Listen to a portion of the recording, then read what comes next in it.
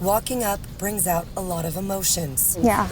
Today, Susan Orifici and her mom, Madge, felt Peace.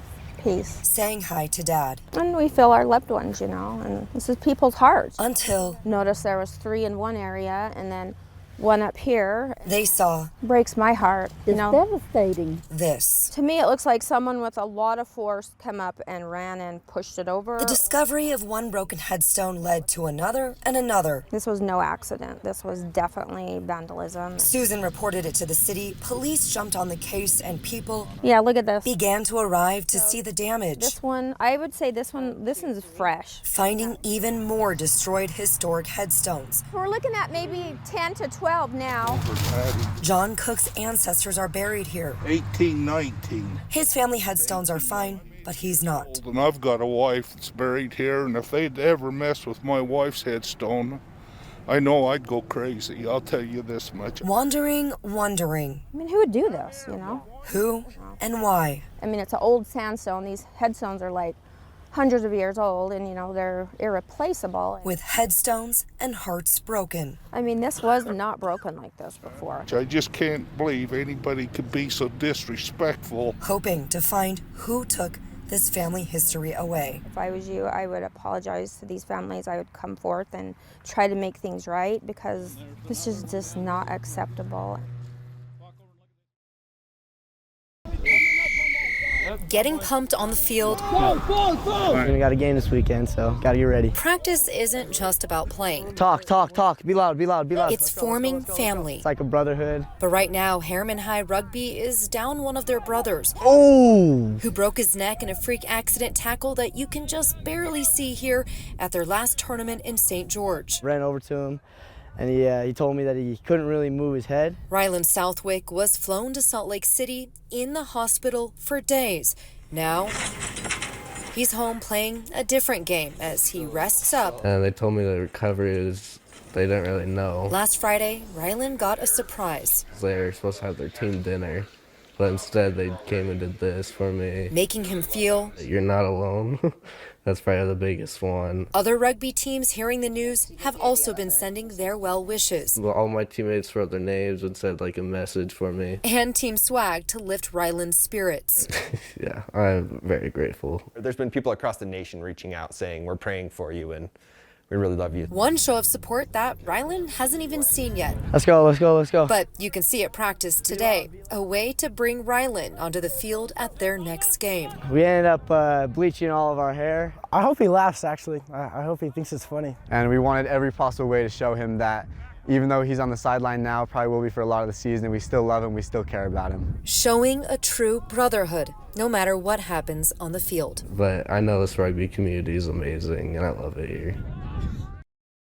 Is there anything else I can help with over here? Preparing a post-Thanksgiving Day meal, Katie Kim We're just chopping up some sausages. is making lunch for homeless youth. Yeah, we just cook and serve. Spending her holiday break from school serving. I like coming to the kitchen because it's really hands-on. You get to really get involved, meet people in person, like serve them, really connect. Volunteering at the VOA is just one way Katie connects with people. I do a lot of other service opportunities. And she does mean a lot. For example, I do the Attorney General Youth Council. I'm involved with swimming, HOSA and NHS, and then NCL, of course, National Charity League, Peace Through Music, which taught free music lessons to underserved youth. Not to mention, Katie won a Utah Transit Authority contest where her art project focusing on diversity was featured on a bus, and she's a talented piano player.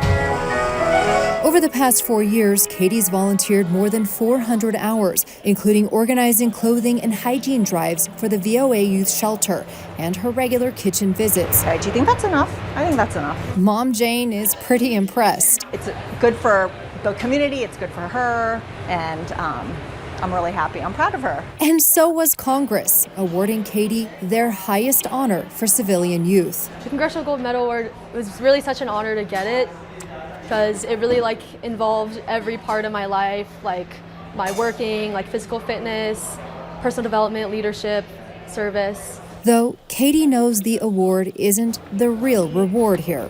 Would you like some bread? It's meeting new people, helping others, and making a difference in the community. I think it's just really great to get involved as much as you can.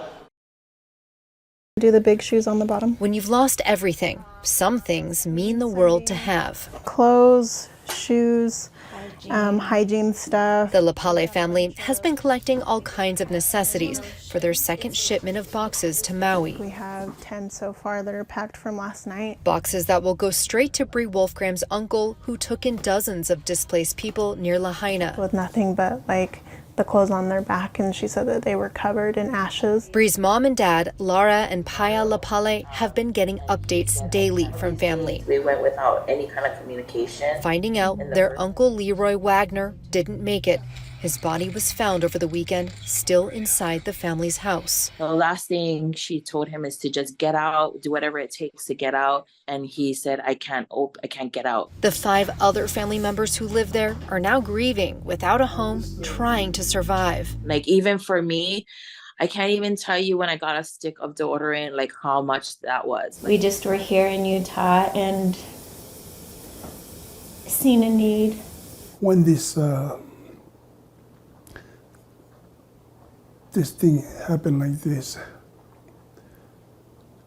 we all come together. At first, the Lapales planned to send a few boxes of bare essentials, but word of their fundraiser grew. A lot of people responded so quickly. The Ogden Police Department, where Bree's a detective, even jumped in to help.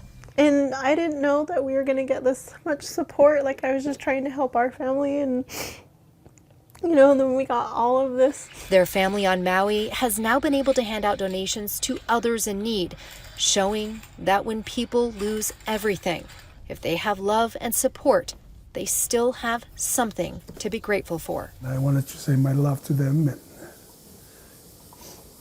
and stay strong, and we love you.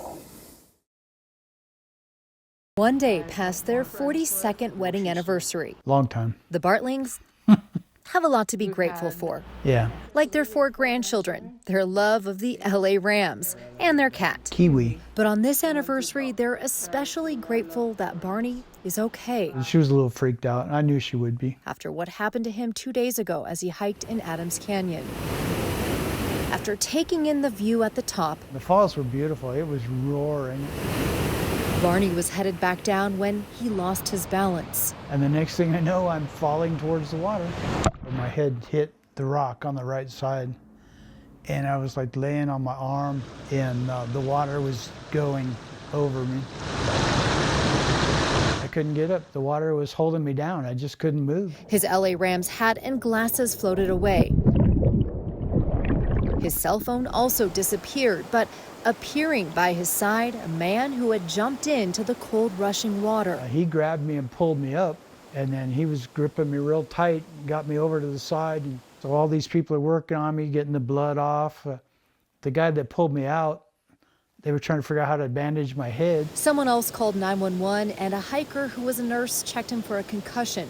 The group stayed by his side, he said, helping him down far enough to meet up with paramedics. Barney is pretty banged up, but he'll be okay. And on their anniversary, the Bartlings can't help but feel all the people there that wanted to help him. Grateful for those good Samaritans.